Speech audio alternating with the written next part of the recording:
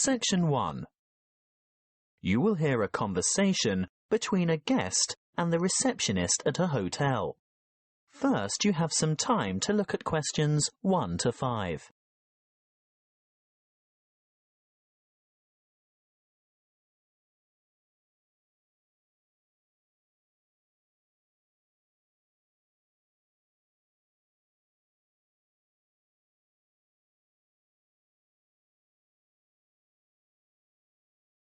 You will see that there is an example that has been done for you. On this occasion only, the conversation relating to this will be played first. Good afternoon. My name is Kelvin Jones. I booked by internet yesterday. Good afternoon, Mr. Jones. Welcome to the Armitage Hotel. Can you spell your first name for me, please?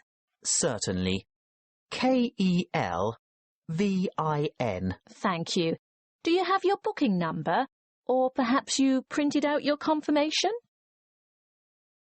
The guest's first name is Kelvin, so K-E-L-V-I-N has been written in the space.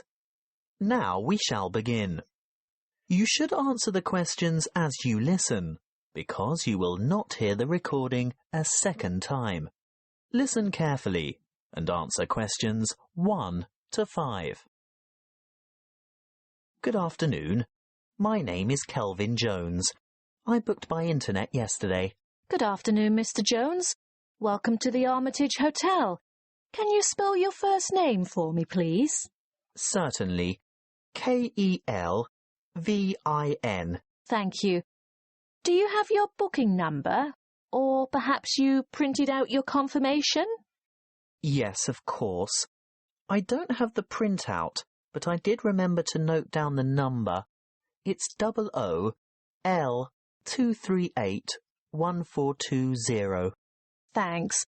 OOL-238-1420. Oh, I see you've stayed with us before. Yes, on several occasions. And do you still have the same vehicle registration number? HQW5919? Well, no. This time I have the company car. And what is the registration number? Oh dear, I can't remember. Hang on a minute. Here it is on the keyring. HUV 3331. Thanks. HUV 3331. Now, today's the 21st of May, and I see you've booked a deluxe room on the 5th floor, room 501. Really? I booked a deluxe room? I usually only ever have a standard double room. It's the off-season, Mr. Jones, and we've upgraded you. How nice. And what does the deluxe room have? Is it as good as a suite? Almost. It has all the usual, plus a spa bath, fully stocked bath fridge, a king-size bed and a balcony. Is there a view from the balcony? Yes. Is that a view of the bay? Yes, and a glimpse of the Blue Lagoon as well. Very nice. I hope it'll be warm enough to sit out there. We can't guarantee the weather, Mr. Jones, although we do try to make your stay as comfortable as possible. Thank you. Now that you mention comfort, is it possible to have some extra pillows, please? I have a sore shoulder, you see, and I need to prop it up at night, or I don't get any sleep. Well, you'll find pillows on the bed, of course, and we can send up a couple more later. Well, I'd appreciate that. One more thing. You paid by credit card over the internet. Can I see your credit card, please? Oh, of course. And some photo ID? What would you like? Driver's license? Yes, that's fine. You're staying for 5 days, is that right? That was the original plan, yes. But the conference has been cut short by 2 days because the keynote speaker is ill.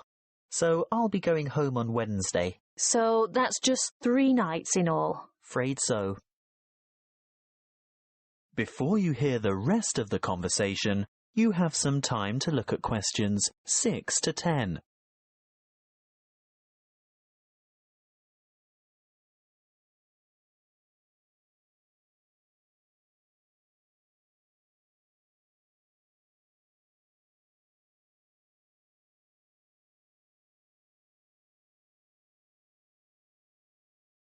Now listen and answer questions 6 to 10. Is there anything else I can help you with? Actually, there is. The conference is in a building called Chancery Chambers, but I don't have any idea how to get there. Oh, that's the funny-shaped building on the corner of King and Richard Streets. It's quite straightforward, really, and only a few minutes' walk. Look, I'll show you on this map. Good. A map. I like to follow a map if possible. Right, well, step out the front entrance of the hotel and you're on Hobb Street. Head south on Hobb Street towards Gorse Lane and take the second on the left onto Vickers Street West. Go all the way down the hill past the Mexican Cafe on your left, the Rebel Hostel on your right, and the big church on the corner of Allen Street. Oh, I think I know the one. It has a huge steeple. Yes, you're right. When you get to the bottom of the hill, you'll have to cross over the main street. What's the name of the main street? Mill Street. Mill Street. Ah, yes, there it is. Cross the main street and continue on to Vickers Street East. There's a big bank next to a bookshop on the corner. Go up the hill towards the entrance to the park. I've heard it's very beautiful. Oh, yes. Well worth a look when you've got some free time. Anyway, don't go in the park. Turn left into Kitchen Street. You'll walk past Bowen's Bistro. Actually, probably the best place to get a good lunch at a reasonable price. After Bowen's, take the second left into Baker's Lane. It's a very short street. Then take the first on your left onto King Street, and you should see the Art Deco Chancery Chambers building a bit further along on the corner of Richard Street. Oh, thank you for that. I'm most grateful. That is the end of section 1. You now have half a minute to check your answers.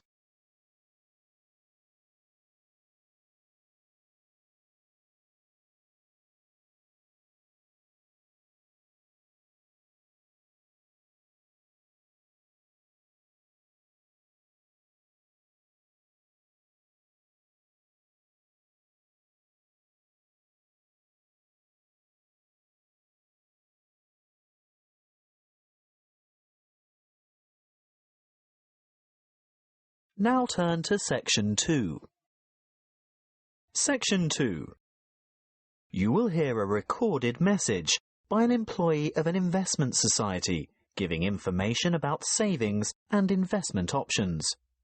First, you have some time to look at questions 11 to 13.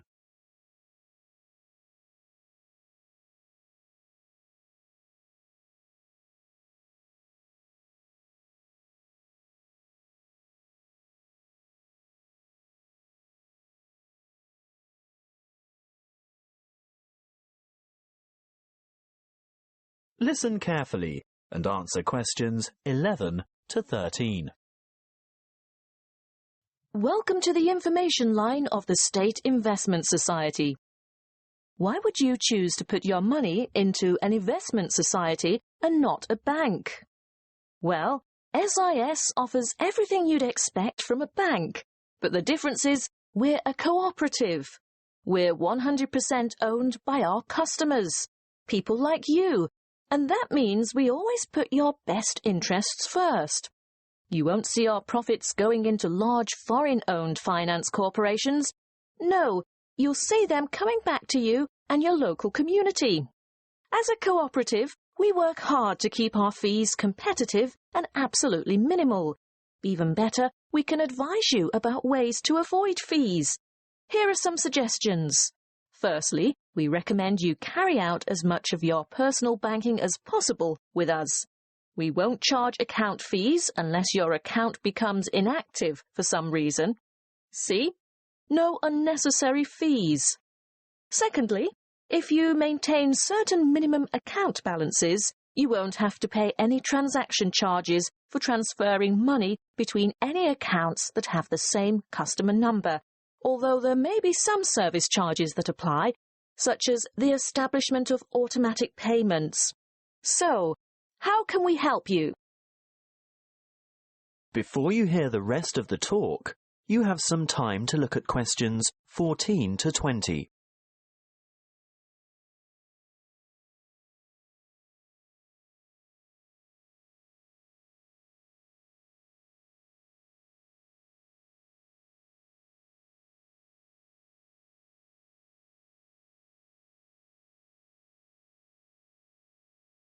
Now listen and answer questions 14 to 20. Let's look first at savings options. We can give you 3 options. Our internet account earns you interest from your very first dollar deposited. You don't have to maintain a minimum balance, and you earn a good interest rate from the start. Interest calculated daily and paid into your account monthly. You always have immediate access to your money by using the internet, text or telephone banking. What's more, there are no account or transaction fees. With our Stairs Savers scheme, the more you save, the higher interest you earn. Again, there's no minimum balance, but as your balance grows, you'll earn higher interest rates. There are 3 interest tiers or steps, plus bonus interest. Interest is calculated daily and paid monthly. Now, what about access to your money? You are free to make as many withdrawals as you like, but if you restrict them to 1 a month and your balance increases over that month, then you'll earn that bonus interest. With our simple saver scheme, access is available anytime and we don't impose penalties for withdrawals. This scheme has 1 interest rate, no minimum balance, and interest is calculated daily and paid annually at the end of the financial year, the 30th of June. So, you can see that savings accounts are ideal if you're starting from scratch. Do you know you can open a savings account with as little as $10? They're usually the best choice for short-term financial goals. For the longer term, we recommend some kind of investment account. Let's take a look at our investment options. Starting with the safest, the most secure, low-risk option is a basic term deposit, starting with a minimum deposit of $1,000. Interest is calculated daily, but you can choose whether to have it paid out monthly, quarterly, or at maturity. What we recommend, if you really want to see money grow, is having interest compounded quarterly. You'll only get access to your funds when your term deposit matures, so be sure to think carefully about the amount of time before you lock it away. It could be anything from 6 months to 5 years. Bonds are generally a longer commitment, but they may bring better rewards in the future. There is a minimum deposit of $5,000 and interest is calculated daily. You may choose to have interest compounded quarterly or paid out quarterly. And, of course, you'll have access to your money when your bond reaches maturity. Looking really long-term, there is our retirement fund, which is, of course, a savings plan for retirement. There is no minimum deposit, but the good news is that you can choose to contribute a certain percentage of your income before tax is paid on it. As for interest, well, you choose a particular type of fund which has a different level of return depending on the level of risk. And access? Well, not before you turn 60 years old. As I said, it's a retirement scheme. That is the end of section 2. You now have half a minute to check your answers.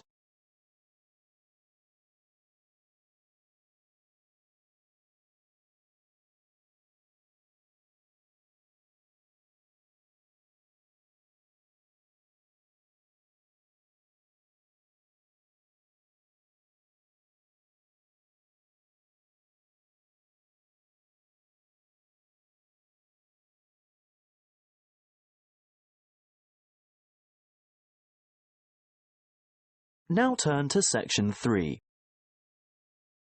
Section 3. You will hear a conversation between 2 students and their professor who is asking them to organise a panel discussion for an upcoming conference. First, you have some time to look at questions 21 to 23.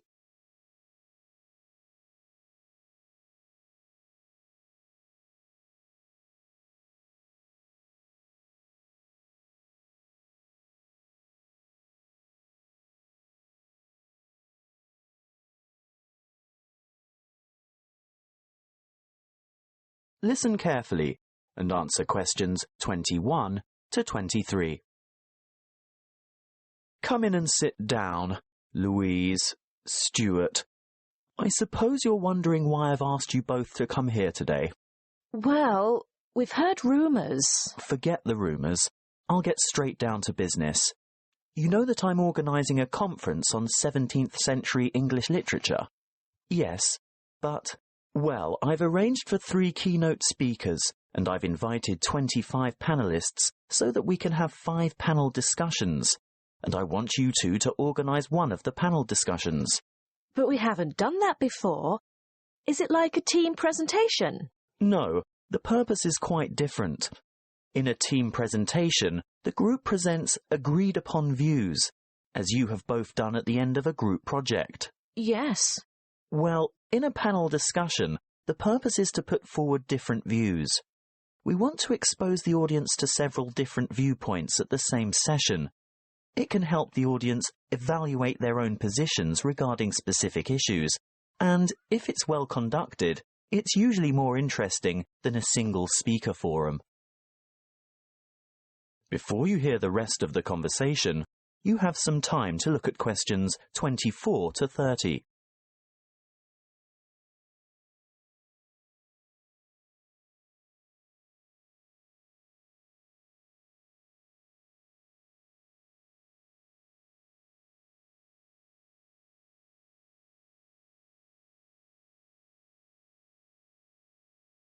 Now listen and answer questions 24 to 30. And what exactly do we have to do? Well, you'll take the role of leader or moderator and assistant. Is that like the role of chairman? Yes, that's it. Sounds daunting. Not at all. I've already done a great deal of the preparation myself. Let me run through the procedure with you. I've singled out an issue that will entail quite some conflict of opinion. I've selected panellists who are well informed and will probably have contradictory points of view. That's very important, you know. Actually, I feel a bit nervous. How many panellists will there be? Well, I've invited 5 panellists for each panel because that's probably the maximum number that an inexperienced moderator can handle. But don't worry, I always invite more than we need because you can be sure someone won't be able to make it, so you'll probably just end up with 4, which is a very manageable number. Oh, I see. And I've chosen a moderator. That's you, by the way. Ah, but Stuart will help, right? Yes, I'll get on to timekeeping and whatnot shortly. That's where an assistant is indispensable. But what procedure do we follow to conduct the panel discussion?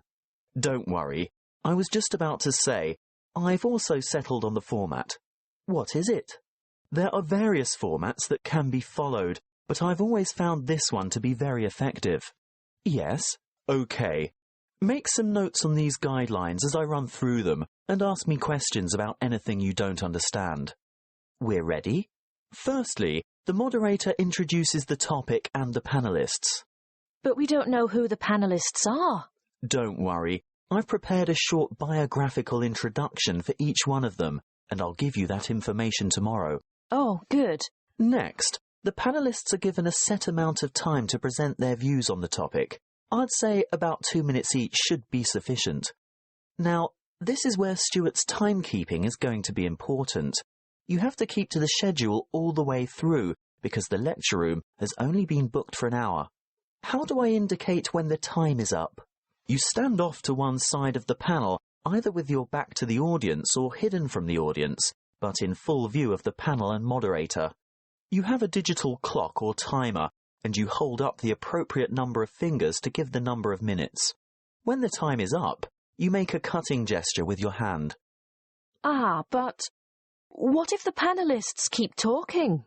Then that's your job to politely intervene and move on to the next segment, which is the discussion itself. Panellists discuss, ask questions, and react to the opinions of other panel members. This, of course, is their primary function and should occupy about 60% of the allotted time. Stuart will watch the time, right? Yes, because you'll be making brief notes. Why? Well, when the time's up, the moderator shuts down the debate and provides a summary of the discussion. Oh, and then it's over? Well, no. The secondary function of the panel is to answer questions from the audience, and that should take up the remaining 15 to 20 minutes. It's the leader's role to recognise appropriate questions and reject those not related to the subject. During the question period, you must maintain strict control, and this will most likely be the toughest part of the whole job. Oh dear.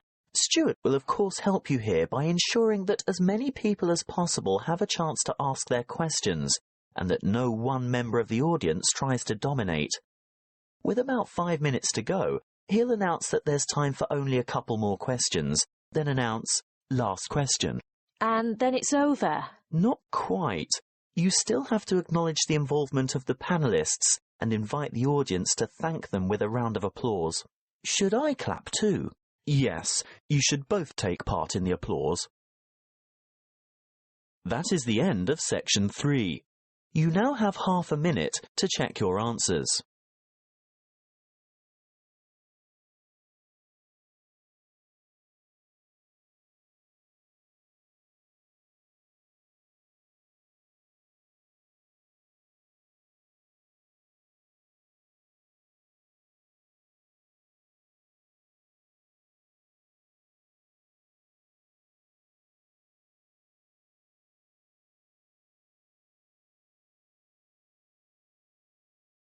Now turn to section 4.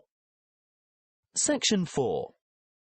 You will hear a talk on hydroelectric power. First, you have some time to look at questions 31 to 40.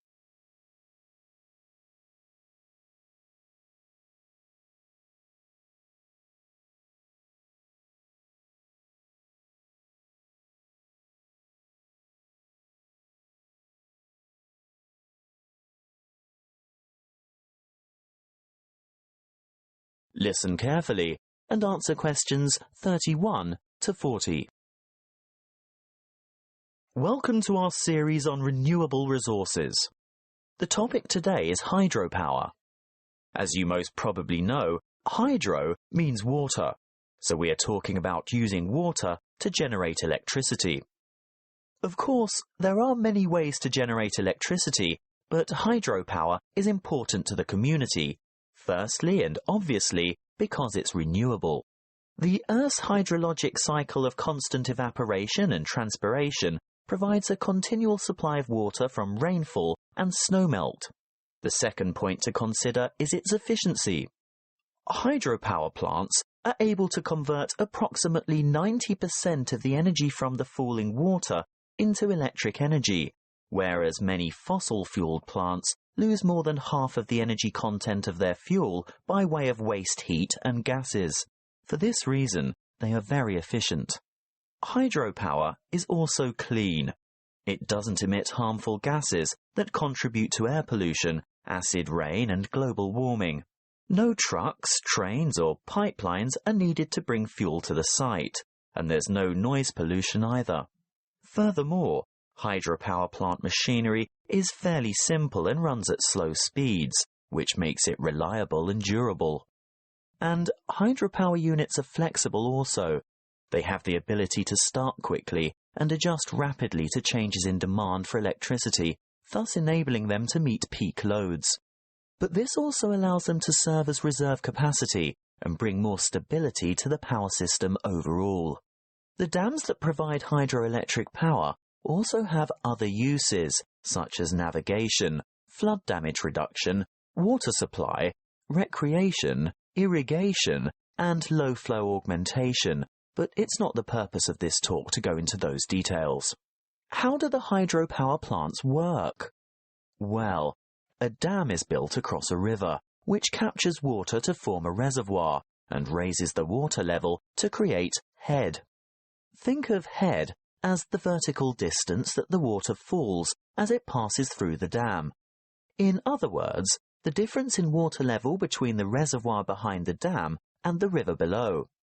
Water from the reservoir flows through an intake gate into a penstock. This is a kind of narrow channel which leads to the turbine below. The force of the water causes the turbine to rotate rapidly, which in turn drives the generator to spin and produce electricity. The electricity is carried the long distances from the powerhouse to substations on the outskirts of cities via power lines. Can you build a hydropower unit on any river?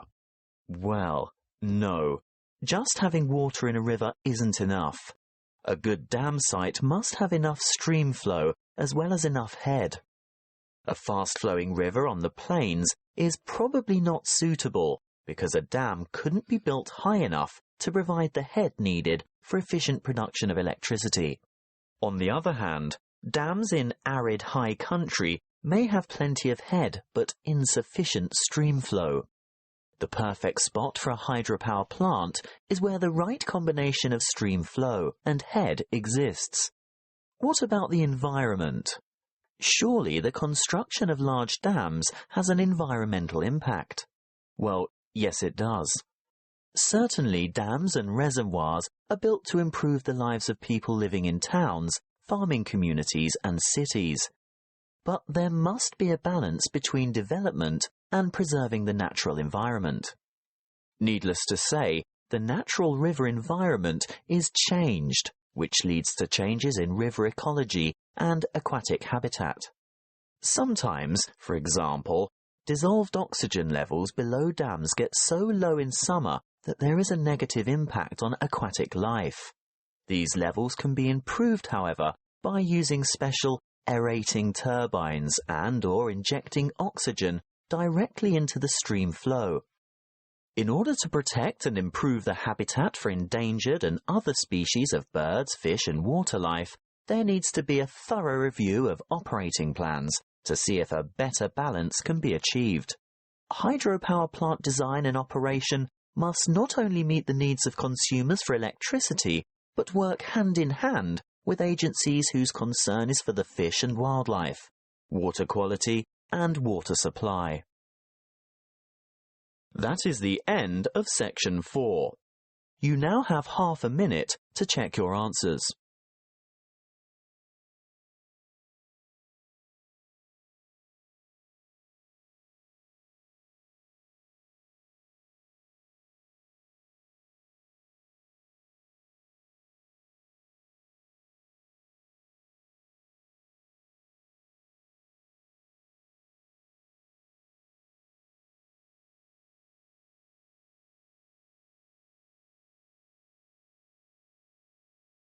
This is the end of the listening test. You now have 10 minutes to transfer your answers to the listening answer sheet.